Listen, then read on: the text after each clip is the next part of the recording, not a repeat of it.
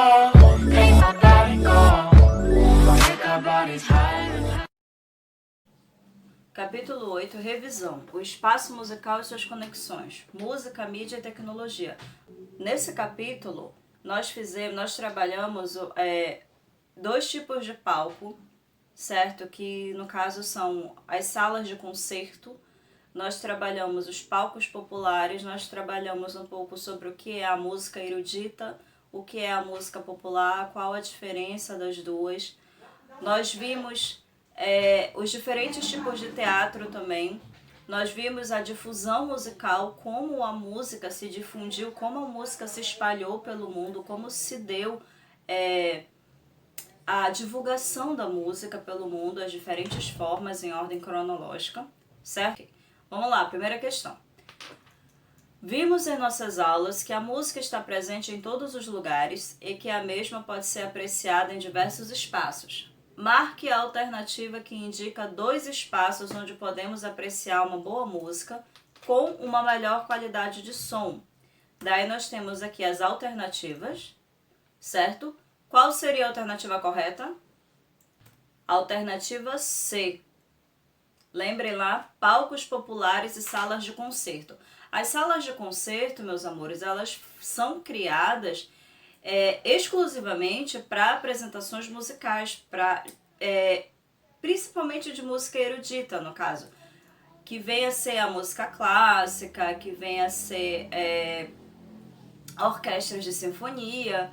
Por quê? Porque as salas de concerto, elas têm, a arquitetura delas, ela é pensada de uma forma que a acústica do som seja excelente.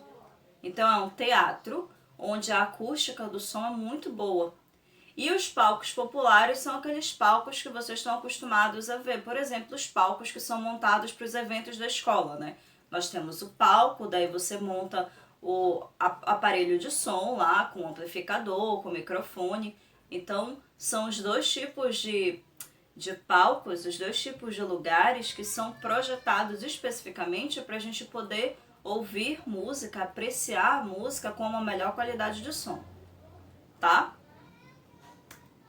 Segunda, o teatro é um espaço mágico onde os artistas de diferentes gêneros sobem para dar vida aos mais diversos personagens e histórias. Existem diferentes tipos de teatros, mas um em especial é dedicado à música. Qual é esse teatro? Letra D, o teatro lírico. Nós vimos lá no livro, lá na página 88, certo? Que os teatros líricos também são espaços especialmente dedicados à música. Nesses teatros são onde ocorrem principalmente apresentações de óperas, justamente por conta dessa preocupação com a acústica, dessa preocupação do palco diferenciado. O palco ele é embaixo, então o teatro ele tem aquela arquitetura do Coliseu. Lembram do Coliseu?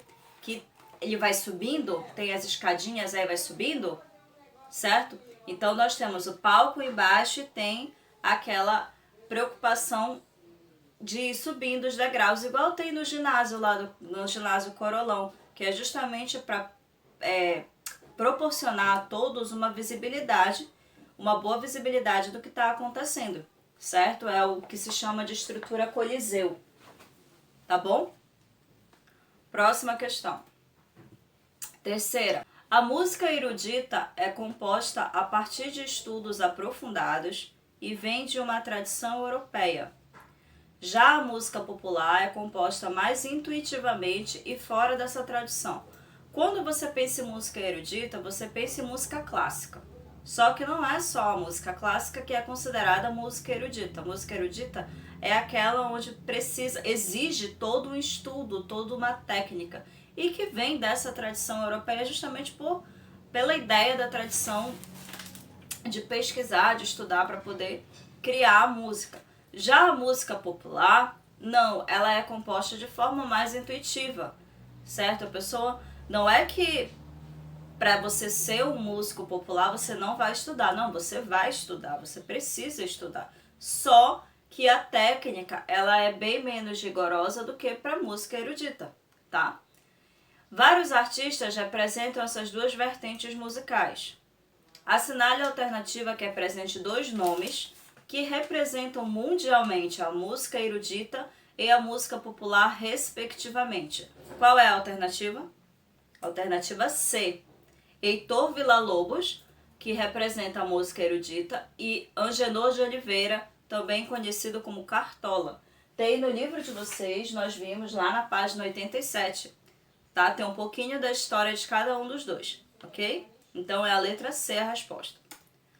Quarta, sabemos da existência das salas de concerto e da importância das mesmas para a música erudita. Lembra lá das salas de concerto, lá da primeira questão?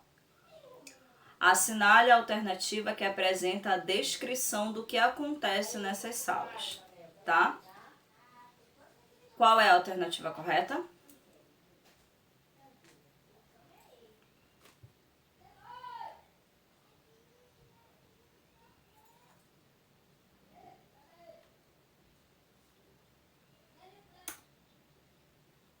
Alternativa A. Qual a diferença? Qual o diferencial da sala de concerto? Nesse tipo de espaço, a música é executada e escutada sem a utilização de microfones ou caixas de som e amplificadores, pois há na estrutura uma acústica diferenciada e uma estrutura de palco diferente.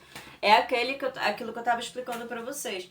O espaço ele é todo trabalhado, ele é todo pensado de uma forma que seja possibilitado aos artistas a apresentação das suas peças, a apresentação de suas obras sem a utilização de microfone. E eles também não precisam gritar, justamente por conta da acústica. Quinta questão. A música já existe há muitos anos e vem sendo difundida de diferentes formas. Assinale a alternativa que apresente a sequência correta, cronológica da difusão musical. Qual é a alternativa?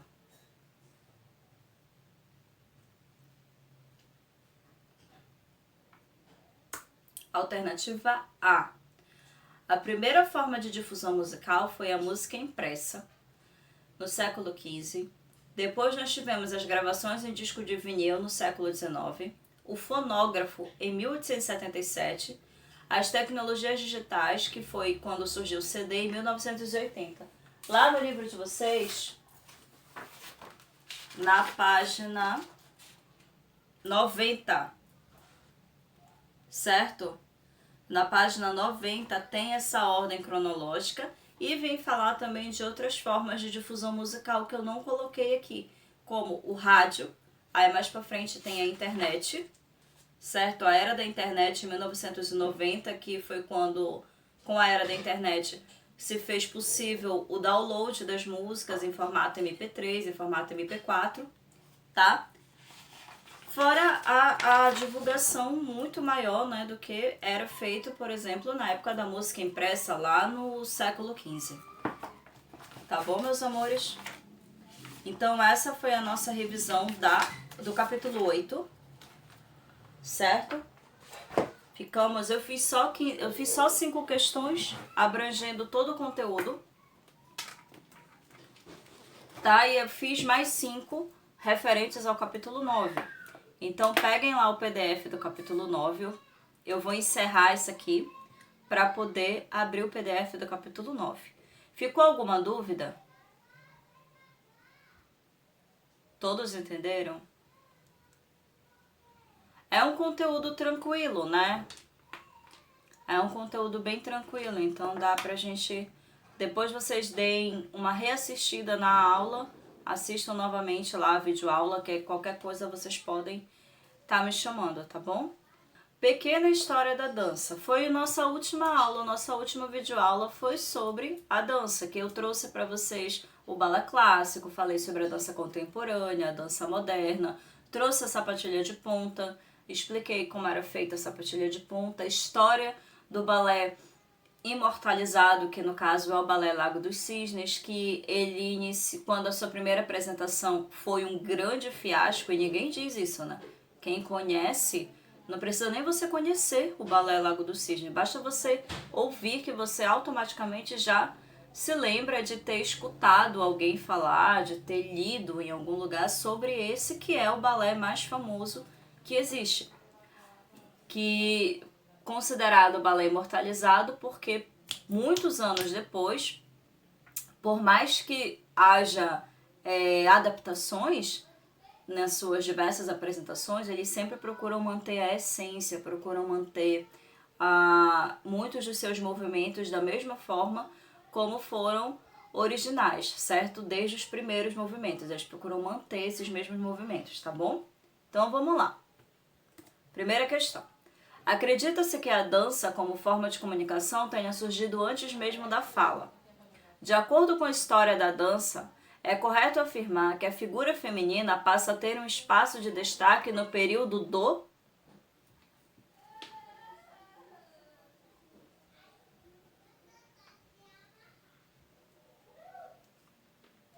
Letra B, do Barroco, lá no século XVII. Inicialmente, somente os homens podiam dançar, certo? Lá no livro de vocês, na página 97, diz assim, olha.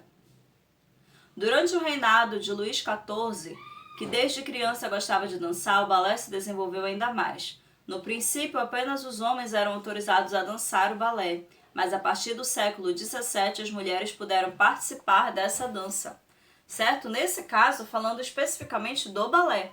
Aqui na questão ela não coloca específico balé, e é uma questão de pegadinha, mas fala de quando a mulher começou a pôde participar do balé, da dança, que inicialmente se deu como balé, né, principalmente, mas depois foi difundido em diferentes outras categorias, diferentes outros estilos e gêneros, tá?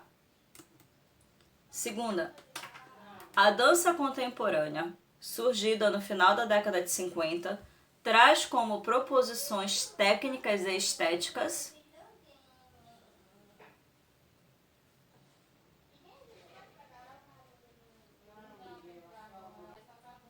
Qual é a alternativa?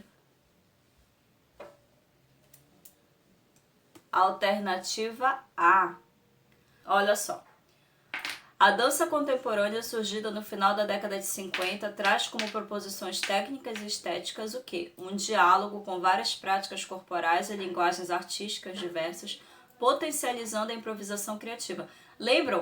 Na dança contemporânea, ela surgiu depois da dança moderna. A dança moderna ela veio para romper com as tradições da técnica ereta do balé, principalmente, e também com a questão do uso das sapatilhas, né? A dança moderna. Depois disso surge a dança contemporânea. Na dança contemporânea nós tivemos diversos artistas, como a artista Pina Bausch, que utilizava de elementos da natureza para poder compor as suas obras, certo? Terceira, a dança moderna surgiu como um movimento de ruptura dos valores do balé clássico e seus padrões. Constitui elementos integrantes da dança moderna o uso dos pés descalços e a descentralização do tronco do eixo vertical. Enquanto no balé clássico você quase não via a utilização do tronco, você vê as bailarinas e os bailarinos sempre eretos, sempre bem retinhos, claro, movimentos lindos, movimentos impecáveis, leves. Você tem a impressão de que o bailarino e a bailarina estão flutuando no palco, mas eles são muito...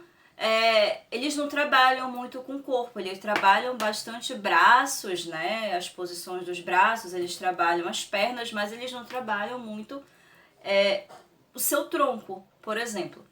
A dança moderna não, ela vem colocar os bailarinos no chão, ela vem colocar os bailarinos fazendo movimentos diversos com o tronco, com o pescoço, então coisas que não eram utilizadas, não eram apresentadas antes no balé clássico, certo? Além dos pés descalços, como tá mencionando aí, tá bom? Quarta, vimos em nossas aulas diferentes estilos de dança, entre eles o balé clássico. Nascido na corte italiana no final do século XV, chegou à França em 1519, de onde se espalhou pelo mundo, trazido pela italiana. Quem foi que trouxe o balé da Itália para a França? Perfeito! Catarina de Médici, que em seu casamento com o rei Henrique, lá na página 97, que em seu casamento com o rei Henrique II, trouxe um grupo de bailarinos, certo? Trouxe, no caso, um grupo de bailarinos para poder dançar. Trouxe da Itália um grupo de bailarinos para poder se apresentar em seu casamento. A partir daí, o balé, falando especificamente do balé, se espalhou pelo mundo. Na França, lembram do rei... Desculpa, do rei Luís XIV, que teve uma grande importância, que dançava desde criança, que eu falei ainda agora na questão na primeira questão, o rei Luís XIV, junto com Catarina de Médici e outras pessoas amantes da dança, investiram muito no balé. Tanto que na França ele teve uma importância muito grande e se desenvolveu muito, principalmente falando a nível de técnica. O balé se desenvolveu muito na França. Tanto que muitos dos nomes que nós temos hoje, das posições que nós temos, dos nomes das posições que nós temos hoje do balé, são nomes franceses. Demi-plié, rond de jambe, dégagé, pas de bourrée, são nomenclaturas francesas que foram evoluindo, foram aparecendo de acordo com a evolução do balé, com a evolução da técnica do balé na França, desde essa época aí da Catarina de Médici, lá em 1519, ok? Quinta questão.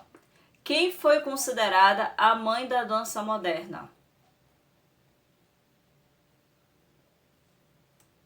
Isadora Duncan, certo? Isadora Duncan, mãe da dança moderna.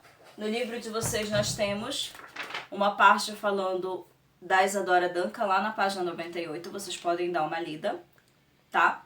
Foi uma das pioneiras dessa corrente artística, dessa vertente artística que é a dança moderna, e trouxe uma das suas maiores revoluções na dança, foi justamente acabar com as sapatilhas. Ela dançava descalça, tanto que é uma das principais características da dança moderna, ok?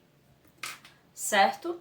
Pessoal, essa foi a nossa revisão. Fechamos o capítulo 9, fechamos o nosso conteúdo de prova, tá bom? E assim, assistam às aulas para poder revisar. E também não esqueçam, entreguem os trabalhos, tá? Tem muita gente que não me entregou trabalho ainda, tem gente que entregou o trabalho só pela metade, entregou, por exemplo, só o da música e não entregou o da dança, ou entregou só da dança e não entregou da música. E então vai ficar o prazo de entrega para vocês até sexta-feira. Nós já temos esses trabalhos, eles foram passados com mais de um mês de prazo para vocês entregarem, tá? Estudem, assistam às aulas, qualquer dúvida pode me chamar. Eu espero que vocês tenham gostado da aula, tá bom? E que tenham entendido o conteúdo, tá?